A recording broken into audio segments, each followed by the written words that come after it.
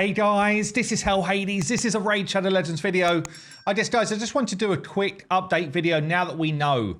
Following the Raid Community Awards, everything about WIXWELL that is known so far has now been dropped. I guess firstly, if you didn't check my other video, thank you so much for anyone who voted for me for the Raid Community Awards. Appreciate getting the Content Creator of the Year awards. Very cool. And yeah, wouldn't be able to do that without you as a cool community. Also, congrats to all the other winners in the community, you know, in terms of the memes, in terms of you know, moderating Discord, stuff like that. The other content creators actually thought it was a fun event. So WIXWELL then, he is out, and the fusion is going to start on the 9th, so Thursday next week. We've got now the full skill breakdown. We still don't know stats, but we now do know he's going to be a force affinity. Interestingly, that's different from Brogni, and a lot of people are saying, you know, could you use these two together for some pretty insane clan boss stuff? And the answer is, I think you can, but they are different affinity, so it's just worth kind of like calling it out. So what's going on then? WIXWELL, Deadbolt, A1, double hitter, 40%, books up to 60% chance to place a provoke with each hit. And if that's a boss, it's 100%. So a lot of people wanted this A1 because it was a great Hydra mechanic. Which it is, especially when you pair it with his passive. At the start of a round, he gets counterattack for one turn, and at the end of his turn, he gets counterattack as well. So two reasons why it's so good for Hydra and why people wanted this combo. It's not actually the passive that I wanted, but fair enough, it's still a good one. If he's the only champion with counterattack, then he's very easy to make the Head of Mischief tank. Therefore, you can build just him with high resistance, and he should naturally become the tank for the Head of Mischief. So this is very cool. The only thing I would call out here is it says this buff cannot be removed. Only by the looks of it, the one that goes on at the start of the round. I don't know if you can extend that. If you can extend that, the irremovable buff at the start of the round, then you could end up getting some silly stuff going on with this guy where even the Head of Mischief, if they take the buffs because resistance didn't work or whatever, that still doesn't get taken off. But I think protected buffs can't be extended, so I think that would still run out even if you extended buffs, and then you would start getting this normal counterattack which can be removed, replacing it. Still though, it's super sweet. The A2 Tempest of Knowledge, it's on a 4-turn which books to 3. That's actually really good. That's what we were hoping for in terms of the time. So books up to 100% chance of putting decreased attack out there, and it increases ally buffs. That's why people were enjoying this one.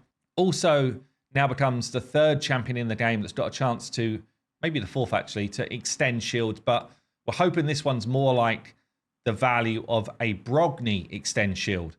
So increases the value of all shields on all allies. The value of each shield is increased proportional to the total number of buffs which had their duration increased. So the more buffs you've got on your team, the bigger that shield growth is. We don't know what that number looks like yet. Brogni does this by damage that he puts out. So this one means you don't have to try and build him as a damage dealer to get the extension. It's just about building up teams with a ton of buffs. It's a really interesting mechanic, actually. This is a great skill in a load of areas. For Hydra, you've got your decreased attack. You've got your shield extension going on. You've got your buff duration growing. All of those things are super good in Hydra and good in Clan Boss as well. So it's kind of like a multi-clan boss killer. His A3 then, again on a 3-turn, which is very good when booked. How many books is this? 4, 9, 10, 11. It's about normal nowadays. So you put intercept on an ally.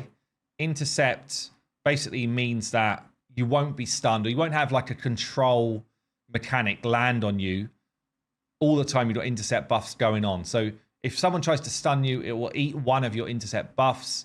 And then, you know, someone after that tries to sleep you, it will eat the second one, and then you've got to wait until it comes back. So he's going to put intercept on an ally. Basically means that they're immune to certain debuffs. I guess this could be super sweet on just like Clan Boss for stun effect. I hadn't even thought of that, but that's really, really good for that. Also places increased defense and the shield, which you can then extend on this. The shield's basically built around the champion's defense. We don't know what the multiplier looks like on that yet. Valk, for example, has got an insane one versus someone like Helikath, who's got a decent one. Yeah, so these are all based on multipliers of defense. So we have to see what that multiplier looks like to see how good it is. He's got defense in all battles as well. Force Affinity. I think, look, he's going to be up there as one of the most sought after legendaries in the game, which is also why I've done that video earlier today saying like prep now, start your prep today, because actually it's a super worthwhile champion to pick up, in my opinion. Like he's got so many things which are pretty much unique about him that definitely if you're able to do fusions, you should be picking this one up, in my opinion. We'll see how hard it is next week. But yeah, the prep, I guess, starts today. This is unusual and it's kind of weird. So Raid have just posted this on their page in announcements. They've posted the stats, but they posted the stats based on him being level 50. I can only imagine. It has to be. So when you get someone who is level 50, do I have any examples right now?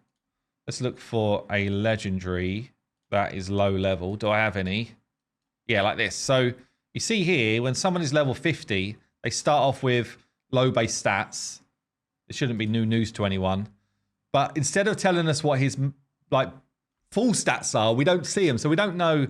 The only thing we really know is that he's got 97 speed. This hasn't really helped us raid Shadow Legends. Anyway, there you go, guys. I've been Hell Hades. If you enjoy my content, don't forget, sub to the channel, and I'll see you soon.